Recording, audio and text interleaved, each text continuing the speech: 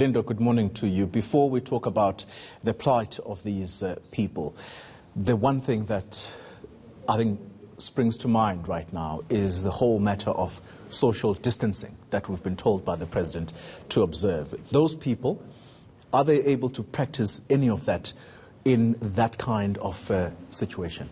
Well, I think essentially you're looking at the fact that there's over 100 people at a hall that are using perhaps 2 sets of toilets that are using the same space to live, to play, to work, and to sleep.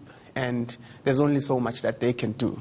You speak about essentials that had been provided for them, even by the Gauteng province. There is none.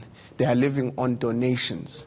So when you think about hand sanitizers, you think about sanitary products, all of that is something that is provided to them via a donation. So you can only imagine what they have. Linda, the Premier of the province this weekend was up and about, and I think he was in the area of Displaced, handing out soaps. And has he made a turn at all to these people that he promised to move back in December and to relocate after the floods that hit them?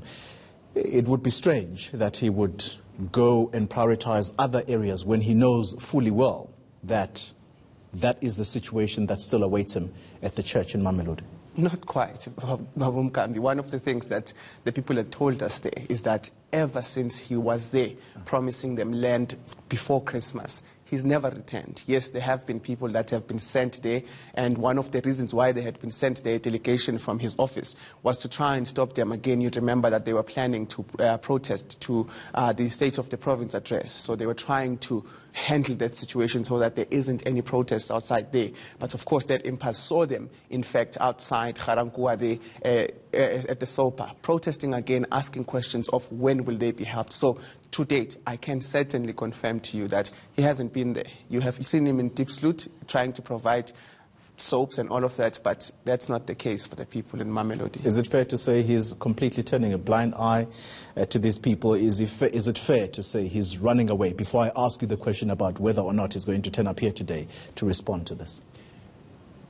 I'm not sure if I should put it in the sense that he's running away, but I would say that there have been promises that had been made, and the correspondence in terms of responding to those promises, since they are not delivered, has not been at par. And one of the things that they said when they were there, you remember that he was in fact in the stance of the President. The President couldn't make it, so he was then sent. And when he was there, one of the things he promised was that the pastor of the church would be put as part of the task team. And the pastor also says to us all the time when we go there that, yes, there was supposed to be a task team. But in fact, he was never called. He was never called to a meeting or anything like that. It was just what was said on that day and nothing else. Now, I know that you said on Friday, when we were preparing this particular story, that you were going to invite the Premier either to respond to you on camera or, better yet, invite him into studio. We would at least make an exception today to hear from him as to what he's going to do with the plight of these people. Yes, and we did reach out with the producer of this very show, Ulaki Kanyile, that he must contact the Premier's people. And one of the things he said was that he was consulting, he was trying to figure out the details of that story, because one of the stories we did was one of the Department of Education, and you will be seeing it obviously throughout the week. But one of the things that he said was that he was asking the Department of Education about that particular story.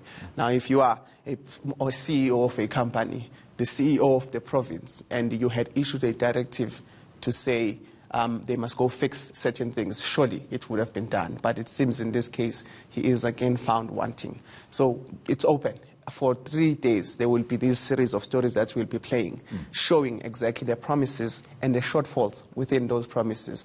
And one of the things we are hoping for is that within these 3 days, or even 4 days, to say as late as Thursday, he can come and give us a sense of why such things are happening. All right, so the invitation to you, Premier Makhura, is still out there, that we are inviting you to studio to respond to some of these stories. This is going to be a 3-part series. Tomorrow, I can assure you that we're going to be running yet another story of promises not kept. We await on you, Premier Makhura. Thank you very much, Lindu Kuhle.